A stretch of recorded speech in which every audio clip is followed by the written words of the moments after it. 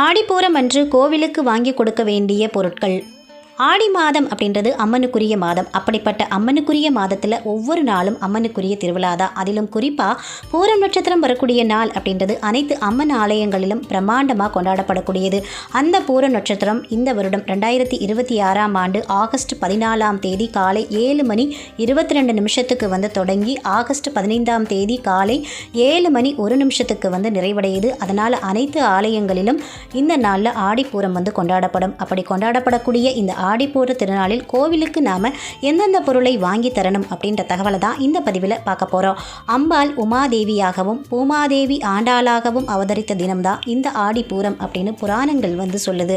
அப்படிப்பட்ட ஆடிப்பூரத்து அன்னைக்கு தான் அனைத்து அம்மன் ஆலயங்களிலும் அம்மனுக்கு வளைகாப்பு செய்து வழிபாடு செய்வாங்க. அன்றைய தினம் திருமணம் ஆகாதவர்களும் குழந்தை பாக்கியம் இல்லாதவர்களும் விரதமிருந்து அம்மனை வழிபாடு செய்தார்கள் அப்படின்னா அடுத்த ஆடிப்பூரத்துக்குள்ள அவர்களுக்கு நன்மைகள் நடைபெறும் அப்படின்னு சொல்லப்படுது. அப்படி விரதமிருந்து வழிபாடு செய்தாலும் விரதம் இல்லாமல் வழிபாடு செய்தாலும் அம்மன் ஆலயத்துக்கு எந்த பொருட்களை வாங்கி தரணும் அப்படின்றத பார்க்கலாம். ஆடிப்புற நாளன்று இந்த பொருட்களை நாம கோவிலுக்கு வாங்கி தரும் பொழுது நம்ம வாழ்க்கையில் இருக்கக்கூடிய பொருளாதார பிரச்சனையா இருந்தாலும், திருமணம் தடைப்பட்டு இருந்தாலும், குழந்தை பாக்கியம் இல்லாமல் இருந்தாலும் இது அனைத்தும் சரியாகி நிம்மதியான சந்தோஷமான வாழ்க்கையை வாழ முடியும். அம்மனுக்கு இன்றைய தினம் கண்மலர் வாங்கி தரணும். வசதியானவர்களாக இருந்தால் வெள்ளியில் கூட கண்மலர் வாங்கி தரலாம்.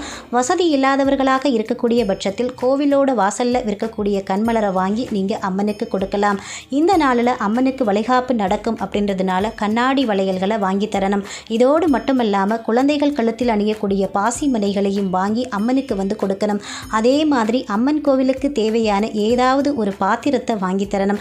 அப்படி பாத்திரங்கள் வாங்கி தர முடியலை அப்படின்னா ஒரு மண்பானையில் நிறைய தண்ணீர் நிரப்பி கோவில் வளாகத்தில் வச்சிடணும். அந்த தண்ணீரை கோவிலுக்கு வருபவர்கள் குடிக்கும் பொழுது அதனால் நமக்கு பல நன்மைகள் ஏற்படும்.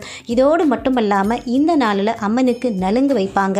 அந்த நலுங்குக்கு தேவையான சந்தனம், குங்குமம், பன்னீர் மற்றும் கற்கண்டு இதையும் நாம் வாங்கி தருவது மிக மிக சிறப்பு. இந்த பொருட்களில் நம்மளால் எந்த பொருளை வாங்கி தர முடியுமோ அந்த பொருட்களை வாங்கி தரது மூலமாக அம்பாளுடைய பரிபூர்ண அருள் நமக்கு கிடைக்க பெற்று நம்ம வாழ்க்கையில் இருக்கக்கூடிய கஷ்டங்கள் அனைத்தும் நீங்கி நிம்மதியான வாழ்க்கையை வாழ முடியும். இது போன்ற நல்ல ஆன்மீக தகவலை தெரிஞ்சுக்க நம்ம சேனலை இது வரைக்கும் நீங்கள் சப்ஸ்கிரைப் பண்ணாமல் இருந்தீங்க அப்படின்னா சப்ஸ்கிரைப் பண்ணி வச்சுக்கிறேங்க. பக்கத்தில் இருக்கிற பெல் பட்டன் கொடுத்து ஆல் அப்படின்ற நோட்டிஃபிகேஷனையும் ஆன் பண்ணி வச்சுக்கிறேங்க. நன்றி, வணக்கம்.